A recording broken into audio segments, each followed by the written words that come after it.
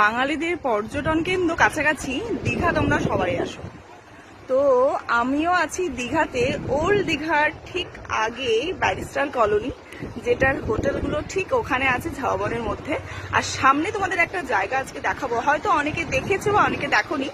তো এই যে জায়গাটা, এটা হচ্ছে ব্যারিস্টার কলোনির ওল্ড দীঘার আগে একটা বিচ, যেখানে প্রচুর সুন্দর সিটিং এরিয়া আছে, তার সাথে সাথে এরকম সুন্দর একটা বিচ আছে, আর খুব সুন্দর একটা জায়গাও আছে, যেটা একদম তোমরা বলতে পারো যে অন্যরকম জায়গার লুক দেয়। এটা যে দীঘারই লুক সেটা কিন্তু সচরাচর চট করে এই ভিডিও দেখলে একটু বিশ্বাস করবে না। আর জলের কালারটা দেখছো একদম আন্দামানের মতো। তো এটা একদম সামনেই। তো এখানে সিটিং এরিয়া আছে, এখানে যারা চাই ডাব খেতে বা অন্যান্য নানা রকম খাবারও পাওয়া যাচ্ছে, ওখানে মানুষ বসেও আছে। আর এই হচ্ছে এখানে স্নান করার জায়গা, যেটা আমার মনে হয় নিউ দীঘা বা ওল্ড দীঘার যে বিচটা, ওখানে প্রচুর ভিড় হয় ঘিজিবিটি। তো ওখানের থেকে এটা অনেক ভালো। এখানে রোদ্দুর প্রচন্ড, তাই বিকেলবেলায় বসার জন্য সিটিং এরিয়া এটা ঠিকই আছে, আর খুব সুন্দর হাওয়া দেয়।